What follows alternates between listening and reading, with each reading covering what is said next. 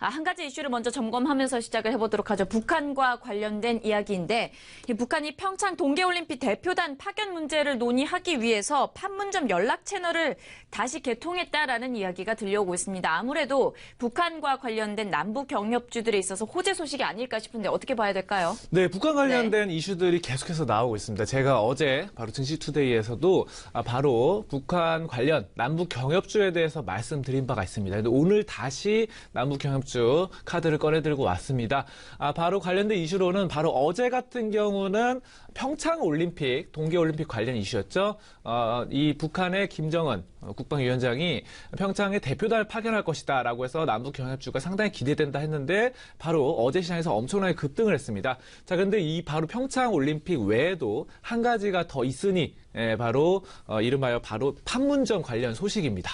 판문점에 이제 북한과 우리 남한이 바로 연락 채널을 다시 개통하겠다라고 밝히면서 바로 남북 경협 이런 관련 종목들이 어제 급등 양세가 나타났습니다.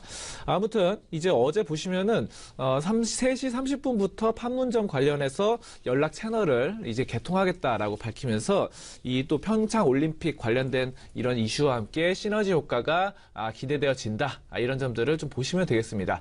자, 그러면 북한 관련 남북 경협주들 좀 살펴보실 텐데 일단은 북한 관련주들, 남북 경협주들을 분류를 해보면은 대북 송전주가 있고 또 그리고 패션, 의류 산업 이쪽이 있습니다. 그래서 이런 점들을 좀 구분을 해서 보셔야 되겠고 일단 대북 송전주로는 재룡산업이나 이화전기 관련해서 이 전기를 뭐 전봇대라던가 이렇게 북한에 전기를 공급하는 것이죠.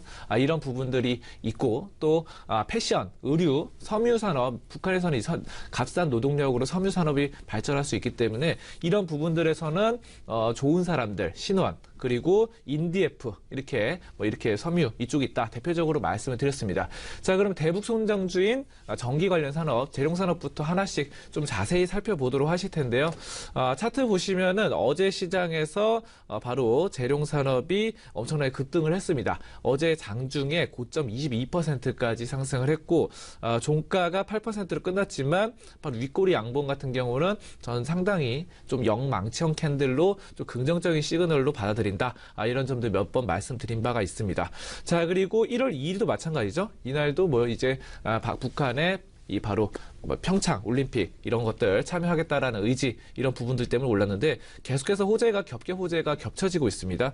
자, 그런 부분들 볼 수 있고 그다음 이화전기 같은 경우도 좀 보시겠는데요. 이화전기도 마찬가지예요. 어제 시장에서 급격한 상승 하지만 종가 역시 눌림목으로 끝났던 부분을 보실 수 있겠습니다. 여기까지 이제 보시면은 대북 송전주였고 그다음에 인디에프 바로 섬유 관련주죠. 그래서 어제 이것도 9% 올랐고 그 다음에 보시는 게 이제 좋은 사람들 같은 경우도 계속해서 제가 말씀드렸던 부분인데 이것이 이제 북한 남북 경협주의 어떻게 보면 대표 주자다.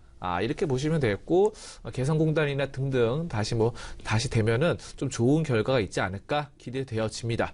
자, 그래서 어제 시장에서도 장중 고점 19%까지 올라간 바가 있고요. 이 밖에도 신원이나 등등 광명전기, 선도전기 등등 이런 전기 관련주와 패션, 섬유 관련주들이 있다. 이렇게 알아두시면 되겠고 다만 어제 좀 재미있는 흐름을 한 가지 더 말씀드리면은 남북 경협주도 올랐는데 바로 이 방위산업주도 올랐다. 같이 올랐다라는 측면을 보실 수 있어요. 보통의 경우는 남북 경협주가 오르면은 방위산업주는 떨어지고 또 이 방위산업주가 방산주가 오르면은 남북 경협주가 떨어지는 경향이 있었죠. 왜냐하면은 북한과의 갈등이 고조되면은 이 방산주가 올라가는 측면이 있습니다. 자, 그런데 어제는 북한과의 화해 모드가 있었는데 대부분의 빅텍이나 스페코, 한국항공우주 등등의 대부분의 방산주들도 같이 오름세를 나타냈는데 이 점에 대한 배경을 좀 보시면 일단은 북한에서 또 김정은 위원장이 계속 말을 하죠. 어떤 말을 했으면은 자신의 책상에는 이 핵 미사일 버튼이 있다. 라고 엄포를 놨습니다. 그러자 또 트럼프 대통령이, 미국의 트럼프 대통령이 또 한마디로 받아쳤죠. 내 책상에도 더 큰 핵미사일 단추가 있다. 그리고 더 강력한 핵미사일 단추가 있다. 이렇게 받아쳤는데, 자, 이런 부분들이 서로 핵미사일 단추가 서로 있다고 얼음포를 놓고 서로 이 싸우는 신경전, 이런 어떻게 보면 유머스러운 상황인데, 이런 부분들이 바로 방산주에 반영이 됐지 않았나 싶습니다. 그래서 어제 시장에서 보시면은 빅텍 같은 경우도 1.4% 올랐고, 또 스페코 같은 경우도 1.2% 상승, 그리고 퍼스텍 같은 경우도 0.3%, 그리고 한국항공우주 비행기 만드는 회사 전투기 이쪽도 바로 1.2%가량 올랐다.